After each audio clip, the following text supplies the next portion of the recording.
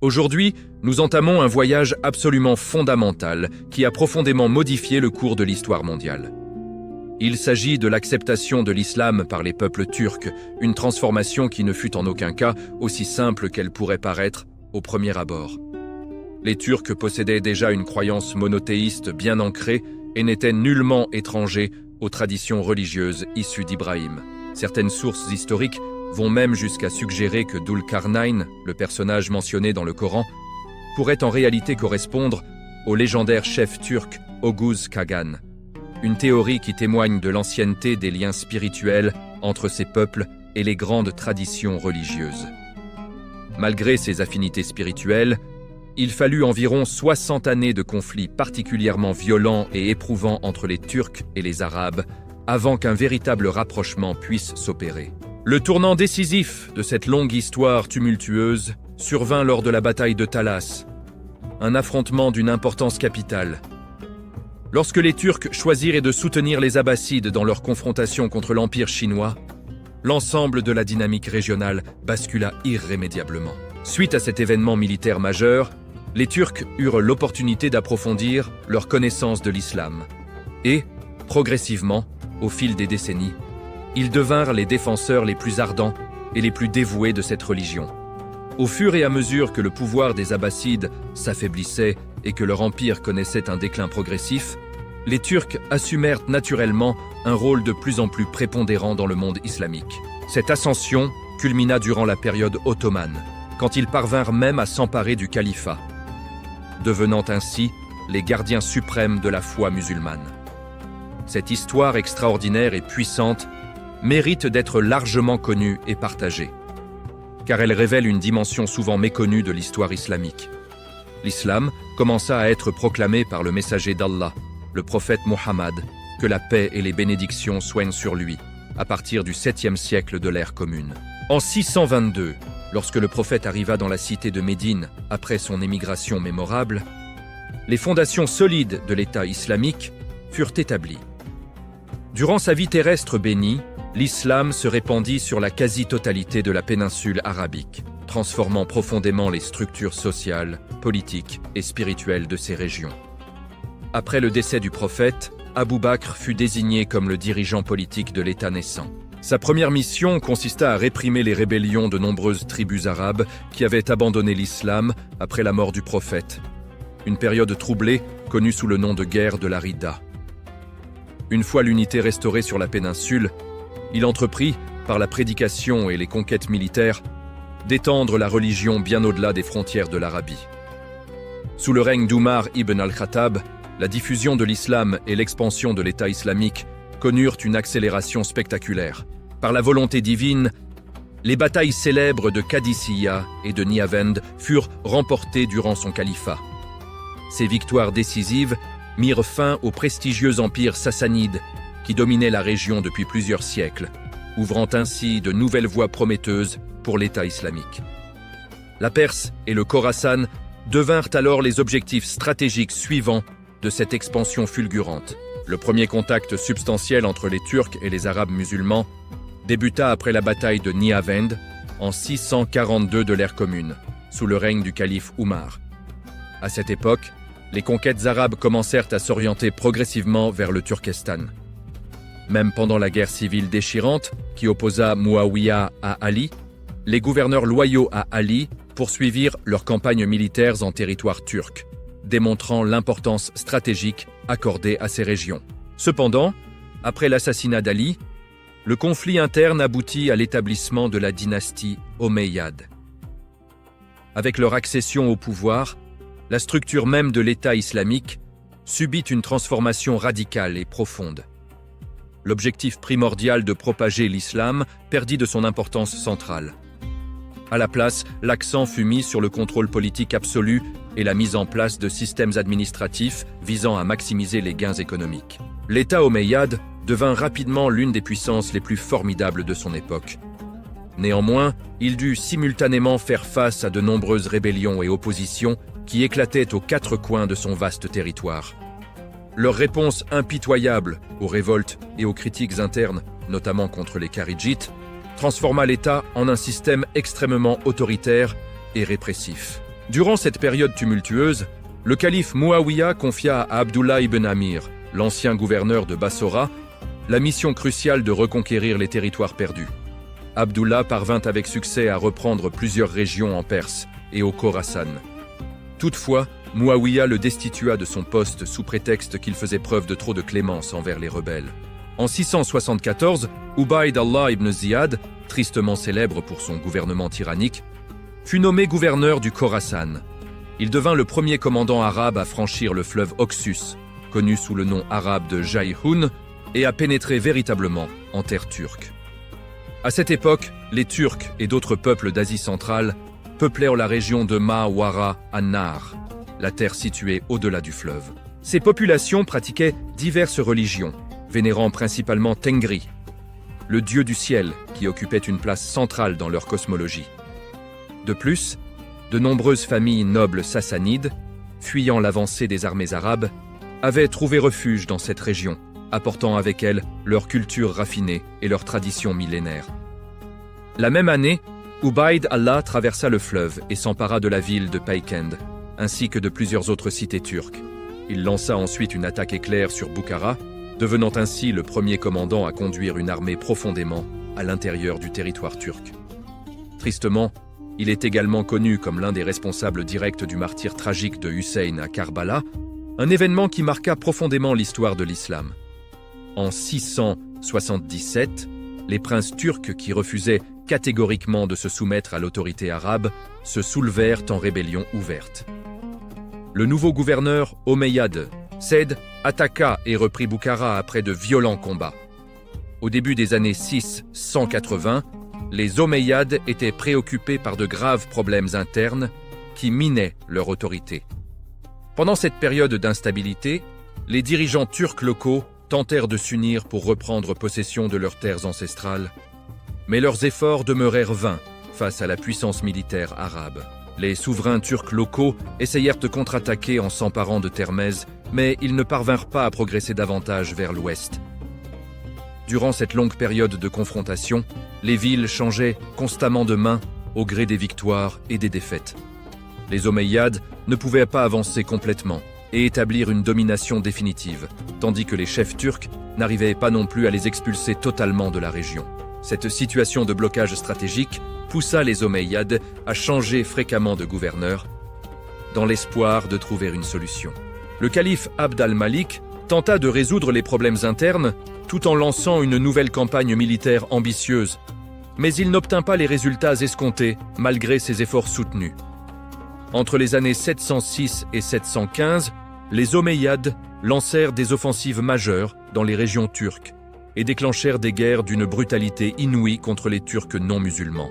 Ils massacrèrent des milliers de personnes et pillèrent systématiquement les villes conquises. Par exemple, en 706, lorsqu'ils s'emparèrent de Paykend, le commandant ordonna l'exécution de tous les guerriers turcs et le pillage intégral de la cité. Cette violence extrême provoqua une onde de choc considérable dans toute la région, terrorisant les populations. De même, en 712, quand ils atteignirent Talakan, tous ceux qui avaient osé leur résister furent impitoyablement massacrés. Les routes s'étendant sur environ 20 km étaient bordées de cadavres pendus des deux côtés, créant un spectacle macabre destiné à semer la terreur.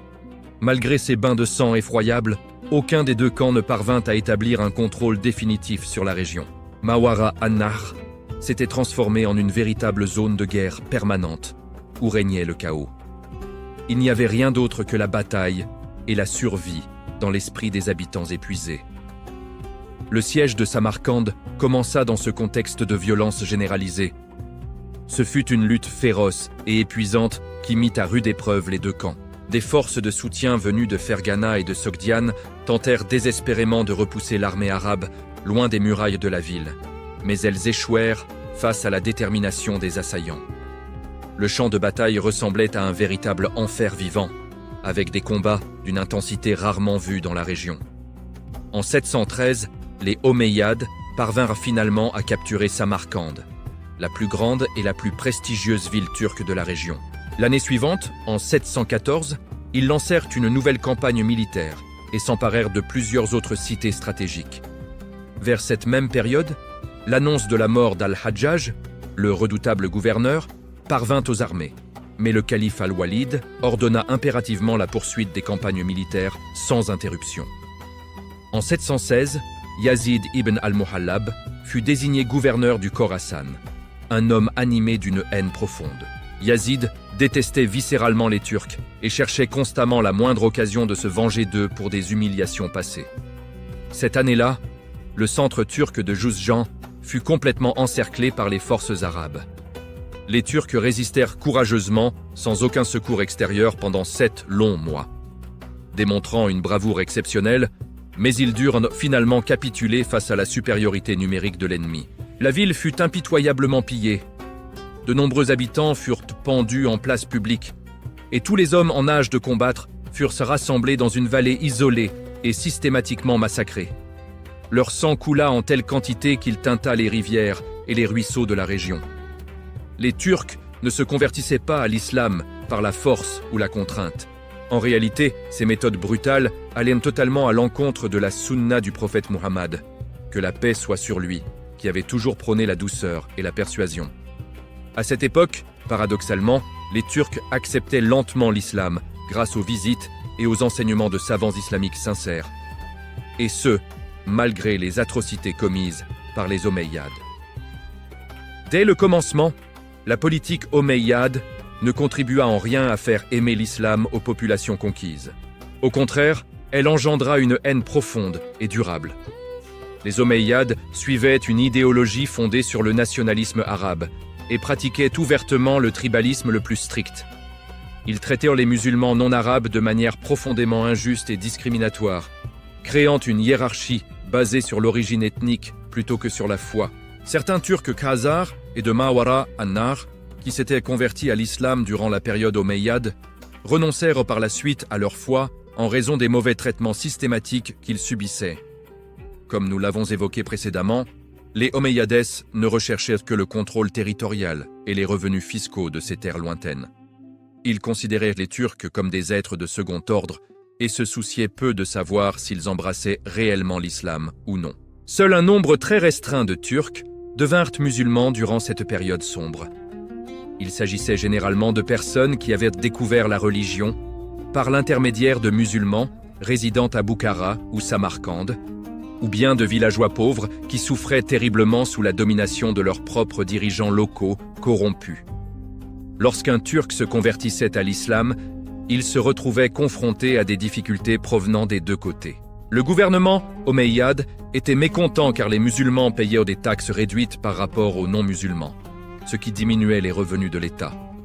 Simultanément, leur propre communauté turque locale réagissait négativement, considérant leur conversion comme une trahison. Les quelques Turcs qui acceptèrent sincèrement l'islam s'opposèrent fermement au gouvernement omeyyade et à ses politiques injustes. Naturellement, les Turcs n'étaient pas uniquement présents dans cette région spécifique. Cette présentation historique se concentre principalement sur le Khorasan et Mawara an-Nahr, qui représentaient les premiers points de contact entre les Turcs et l'islam. Cependant, la majorité des peuples turcs à cette époque résidaient encore profondément en Asie centrale et dans les vastes steppes septentrionales. Un grand nombre d'entre eux n'avaient même jamais entendu parler de l'islam et de son message. Durant cette longue période de guerre acharnée entre Turcs et Arabes, un changement significatif survint en l'année 717. Umar ibn Abd al-Aziz accéda au califat, apportant avec lui une vision radicalement différente. Il ordonna immédiatement la cessation des raids et des attaques sur la frontière du Khorasan, marquant une rupture nette avec la politique militariste de ses prédécesseurs. Il déclara solennellement que les Turcs ne devaient plus être maltraités, que tous les êtres humains sont égaux devant Allah, et que chacun mérite d'être traité avec équité et dignité. Le calife proclama également que les Arabes n'étaient en aucune manière supérieurs aux autres peuples et que les nouveaux musulmans ne devaient pas être assujettis au paiement de la jizya, l'impôt traditionnellement réservé aux non-musulmans.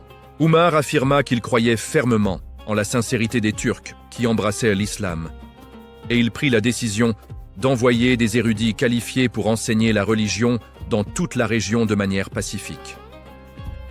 Les commandants omeyyades s'opposèrent vigoureusement à cette politique qu'ils jugeaient faible et naïve. Ils affirmaient que les Turcs ne comprenaient que le langage de l'épée et du fouet, et qu'il était inutile de les traiter avec douceur. Ils ne croyaient absolument pas à la sincérité des convertis turcs, et demandèrent même à vérifier si les hommes convertis étaient circoncis, comme preuve de leur adhésion réelle à l'islam. Lorsque le calife Oumar entendit parler de cette demande humiliante, il entra dans une grande colère et répliqua avec force que Allah n'avait pas envoyé Muhammad comme circonciseur, mais comme messager porteur d'un message universel. Oumar ibn Abd al-Aziz était profondément différent des autres dirigeants omeyyades par sa piété et sa justice, mais malheureusement son temps en tant que calife fut extrêmement bref. Après sa mort prématurée, les choses revinrent rapidement aux anciennes pratiques brutales et discriminatoires. De nouveaux acteurs firent leur entrée sur la scène géopolitique complexe de l'Asie centrale. L'année 717 apporta d'autres changements majeurs dans l'équilibre des forces. Cette année-là, les Turgesh rejoignirent activement la guerre opposant les Arabes aux Turcs locaux. Les Turgesh vivaient près du fleuve Sir Daria, connu sous le nom arabe de Sayhun. Dans les années 690, après que les Turcs occidentaux eurent été affaiblis et isolés suite à des conflits internes, diverses tribus turques se rassemblèrent à nouveau sous l'union des Turgesh. À la fin du siècle, ils s'étaient étendus depuis Tourfan jusqu'au fleuve Sir Daria, consolidant leur pouvoir sur une vaste région. Pendant ce temps, dans le nord, les Gökturks orientaux se rebellèrent contre la puissante dynastie Tang de Chine et établirent le second khaganat Gökturk, retrouvant ainsi leur indépendance. Sous le règne de Kapagan Khagan, les Gökturks entrèrent dans une période de grande puissance militaire et entreprirent une expansion vers l'ouest. En conséquence de ces mouvements, les Turgesh conclurent une alliance stratégique avec la Chine pour se protéger. Dans les guerres qui opposèrent les Gökturks aux Turgesh, le grand vizir turc Tonyukuk remporta une victoire décisive contre les Turgesh à la bataille de Bolchou en 698, établissant ainsi fermement la frontière occidentale du Khaganat. Lorsque le Khagan des Turgesh refusa de reconnaître l'autorité des Gökturks et forma une nouvelle alliance avec la Chine, les Gökturks lancèrent une autre campagne punitive. En 711, ils vainquirent à nouveau les Turgesh à Bolchou et prirent le contrôle de la région. Cependant, en 710, les Gökturks, l'un des plus grands États turcs de l'histoire, tombèrent dans de graves difficultés. L'autorité centrale s'effondra progressivement face à des troubles internes et des conflits de succession. La Chine devint plus puissante et en profita pour étendre son influence, tandis que les Turgesh déclarèrent leur indépendance et s'allièrent avec d'autres tribus turques de la région. Néanmoins, ils ne pouvaient pas se développer vers l'est, car la Chine ne le permettrait jamais, disposant d'une supériorité militaire écrasante dans cette direction. Ils se tournèrent donc naturellement vers l'ouest, vers la région située au-delà du Sir Daria, là où les forces omeyyades étaient déployées. Le gouverneur du Khorasan traita les populations locales qui soutenaient les Turgesh avec une dureté extrême et sans aucune pitié. De nombreux civils innocents furent contraints d'abandonner leurs terres ancestrales. Said, le gouverneur, les poursuivit impitoyablement, en captura certains à Kesh et massacra tous les soldats et civils capturés, épargnant uniquement les marchands pour des raisons économiques. Ces événements tragiques de 722 intensifièrent considérablement la haine envers les Arabes dans toute la région. Les Omeyyades souhaitaient ardemment prendre Fergana pour atteindre plus profondément le cœur du Turkestan. Une armée dirigée par le gouverneur Muslim traversa le fleuve avec confiance, mais elle fut confrontée aux forces de Suluk Khagan, un chef militaire exceptionnel. Dans la bataille connue sous le nom de la Défilée, l'armée omeyyade subit une défaite cuisante et fut contrainte de battre en retraite précipitamment. En 724, cela signifiait que les forces arabes étaient complètement repoussées du côté oriental du fleuve Sir Daria. Après cette victoire éclatante, de nombreuses populations commencèrent à percevoir les Turgesh comme de véritables libérateurs venus les délivrer de l'oppression arabe. Les Turgesh remportèrent même plusieurs victoires à l'ouest du Sir Daria, affaiblissant considérablement le contrôle omeyyade dans l'ensemble de la région. Alors que le conflit se poursuivait sans relâche, le calife continuait de changer fréquemment les gouverneurs régionaux dans une tentative désespérée de résoudre la crise persistante. Mais tous les nouveaux gouverneurs envoyés furent successivement vaincus par les armées de Suluk Kagan, démontrant sa supériorité tactique. L'équilibre des forces commença à basculer nettement en faveur des Turgesh. Les Omeyyades, réalisant enfin à quel point il était difficile de combattre militairement les Turgesh, proposèrent l'islam au Kagan dans une tentative de trouver une solution diplomatique, mais il refusa catégoriquement cette offre. Un an plus tard, les Turgesh encerclèrent complètement Samarcande, mettant la ville dans une situation critique. Le commandant de la ville demanda désespérément de l'aide à Junayd, le gouverneur omeyyade stationné à Merv. Junayd se mit en route avec 12 000 hommes pour secourir la ville assiégée. Mais Suluk Kagan força habilement ses troupes à se replier dans les montagnes inhospitalières. Dans la bataille connue sous le nom de la bataille du défilé, l'armée omeyyade se désintégra complètement sous les attaques dévastatrices des Turgesh. Seulement 2000 soldats parvinrent à atteindre la ville, les autres ayant péri ou fui. La capitale omeyyade, informée de ce désastre militaire, envoya en urgence 20 000 soldats frais en renfort. En 732, Suluk Kagan leva finalement les sièges de Bukhara et de Samarcande après avoir obtenu des concessions importantes. Plus tard, dans le sud, une armée arabe commandée par Assad parvint à vaincre les Turgesh lors d'une bataille décisive, rétablissant temporairement l'équilibre des forces dans la région. Lorsque le gouverneur omeyyade Junayd mourut en 734, le peu de pouvoir omeyyade qui restait dans la région s'effondra complètement et définitivement. Au même moment, les Abbassides levèrent leur célèbre bannière noire au Khorasan et déclenchèrent une révolution ouverte contre le régime omeyyade. Tous les groupes qui s'opposaient à la domination omeyyade, pour diverses raisons, commencèrent à se rassembler sous cette bannière noire symbolique. L'un des chefs principaux de la rébellion, Abu Muslim, trouva refuge pendant une courte période auprès de Suluk Kagan, établissant des liens importants. Le Kagan perçut cette situation comme une occasion en or de lancer une vaste campagne militaire coordonnée. Il bénéficia du soutien enthousiaste des chefs turcs de Ma'awara an-Nahr, qui désiraient ardemment leur liberté, ainsi que de certains commandants arabes qui avaient rejoint la rébellion contre leurs propres dirigeants. Le Kagan ne se contenta pas de traverser le fleuve Sir Daria.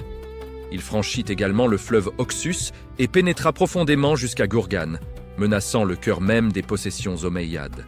Cependant, certains de ses alliés le trahirent de manière inattendue au moment critique. Il fut vaincu lors d'une bataille cruciale par le gouverneur omeyyade et Assad, une défaite qui anéantit complètement sa réputation de commandant invincible. Simultanément, de nombreux bouleversements majeurs se produisaient sur la scène internationale. Les Turgesh s'affaiblirent considérablement en raison de problèmes internes et de luttes pour le pouvoir. Le second Kaganat, Gökturk, s'effondra définitivement face aux pressions externes et aux divisions internes.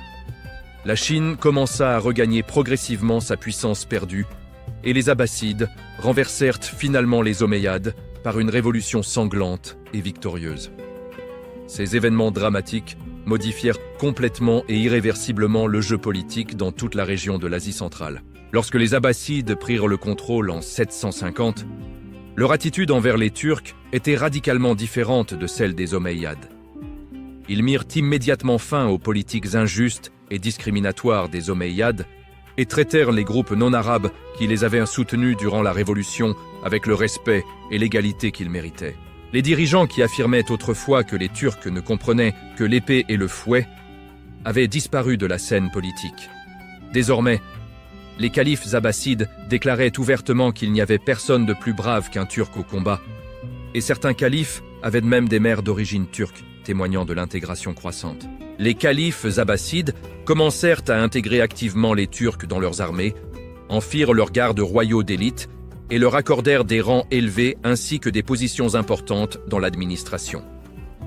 Dans ce nouvel environnement favorable et équitable, l'islam commença à se propager parmi les Turcs pour la première fois de manière authentique et significative. Toutefois, cette diffusion restait encore limitée, car la douleur des événements passés ne s'effaçait pas facilement de la mémoire collective. Lorsque les Turgesh s'affaiblirent à cause de l'interférence chinoise croissante, les souverains de Fergana, Bukhara Samarcande et Tokharistan n'eurent d'autre choix que de chercher de l'aide, même auprès de leurs anciens ennemis omeyyades. À cette époque précise, la dynastie Tang de Chine était à l'apogée de sa puissance militaire et culturelle. Les Chinois profitèrent habilement de la chute des Gökturks pour placer de nombreuses tribus turques sous leur contrôle strict. Ils brisèrent l'union des Turgesh et vainquirent même le puissant empire tibétain. Désireux d'ajouter encore plus de victoires à leur palmarès impressionnant, les Chinois visaient à étendre simultanément leur domination politique et le bouddhisme dans toute l'Asie centrale. Ils commencèrent à exercer des pressions considérables sur les populations turques de la région. En 751, la dynastie Tang avait pris le contrôle de nombreux groupes turcs vivant près du fleuve Sir Daria et dans ses environs. Mais lorsqu'un commandant chinois traita les habitants de Tashkent avec une cruauté excessive et une arrogance insupportable, d'autres tribus turques de la région entière commencèrent à résister activement à l'expansion chinoise. Cependant, les Turcs ne possédaient aucune unité politique à cette époque et savaient pertinemment qu'ils ne pouvaient pas affronter seuls la machine de guerre chinoise. Sachant également que la Chine préparait une campagne militaire majeure pour consolider sa domination, ils réussirent à convaincre Abu Muslim, le gouverneur abbasside, influent du Khorasan, de soutenir une attaque coordonnée contre les villes de Koucha, Karachar, Khotan et Kashgar, toutes sous influence chinoise. Le commandant chinois Gao Xianji apprit la situation qui se développait et prépara minutieusement son armée dans la région pour faire face à cette menace. Son armée comprenait également des cavaliers turcs Karluk, originaires de la région proche du lac Issyk-Kul, dont la loyauté allait bientôt être mise à l'épreuve. Ziyad ibn Salih, l'un des généraux les plus compétents et victorieux de la révolution abbasside, reçut l'ordre de marcher vers l'est avec ses troupes aguerries. Il atteignit la zone située près de Tachkent et établit son campement. L'armée chinoise se retira stratégiquement vers le fleuve Talas et choisit une position défensive avantageuse pour livrer bataille. Dans cette lutte titanesque entre la Chine Tang, qui déployait des dizaines de milliers d'hommes bien équipés, et les forces abbassides alliées aux tribus locales, les combats s'étendirent sur 5 jours intenses en juillet 751. Les premières escarmouches favorisèrent les Tang grâce à leurs arbalètes puissantes et leur formation disciplinée. Mais le tournant décisif survint lorsque les cavaliers Karluk, mécontents du traitement arrogant de Gao Xianji, trahirent leurs alliés chinois et passèrent du côté abbasside. Cette défection soudaine sema la panique dans les rangs Tang, brisant leur ligne de défense. Ziyad ibn Salih exploita habilement cette opportunité, lançant une contre-attaque fulgurante qui transforma l'impasse en déroute complète. Gao Xianji, voyant la bataille perdue, ordonna une retraite précipitée. Des milliers de soldats chinois périrent sur le champ de bataille ou lors de la fuite chaotique à travers les steppes arides. Les Abbassides capturèrent de nombreux prisonniers, parmi lesquels des artisans habiles, dont certains maîtrisaient le secret de la fabrication du papier, une invention chinoise précieuse. Cette victoire à Talas marqua l'arrêt définitif de l'expansion chinoise vers l'ouest. Bientôt, la révolte d'An Lushan en 755 força les Tang à rappeler leurs troupes d'Asie centrale pour défendre le cœur de l'Empire, laissant la région ouverte à l'influence abbasside. Sans conquête militaire massive supplémentaire, l'islam s'implanta durablement parmi les tribus turques, notamment les Karluks, qui se convertiraient progressivement. Au fil des décennies, Samarcande devint un centre de production de papier, diffusant cette technologie vers Bagdad et au-delà, révolutionnant la conservation du savoir. L'Asie centrale, autrefois disputée entre bouddhisme et influence chinoise, s'orienta résolument vers l'islam, posant les bases de civilisations turco-musulmanes comme les Karakhanides et les Seldjoukides. Ainsi, ce qui débuta comme une alliance forcée contre un ennemi commun devint le catalyseur d'une transformation profonde. L'islam, porté par une propagation authentique et volontaire, s'enracina chez les Turcs, forgeant l'histoire de la région pour les siècles à venir.